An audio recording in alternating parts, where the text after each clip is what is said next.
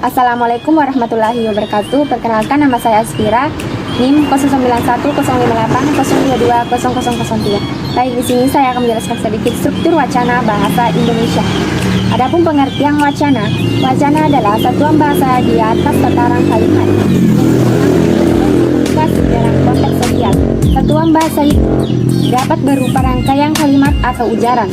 Wacana berbentuk lisan atau tulis dan dapat bersifat transaksional atau interaksional. Adapun kerangka analisis wacana, melalui berbagai karyanya, Pandigit Erianto 2021 membuat kerangka analisis wacana yang dapat didayanggunakan. Ia melihat suatu wacana terdiri atas berbagai struktur atau tingkatan yang masing-masing bagian saling mendukung. Pendidik membaginya dalam 3 tingkatan. 1. Struktur makro. Struktur makro ini merupakan makna global atau umum dari suatu teks yang dapat dipahami dengan melihat topik dari suatu teks. Tema wacana ini bukan hanya isi tetapi juga sisi tertentu dari suatu peristiwa. Adapun 2. Superstruktur adalah kerangka suatu teks, bagaimana struktur dan elemen wacana itu disusun dalam teks secara utuh. Adapun 3.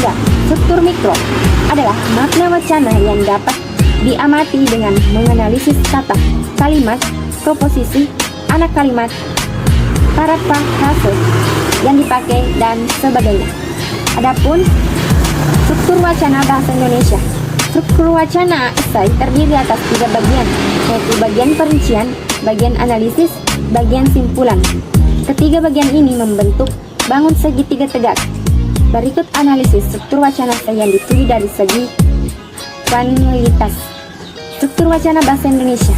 1. Bagian perincian mempunyai porsi yang paling kecil dalam bangun wacana esai.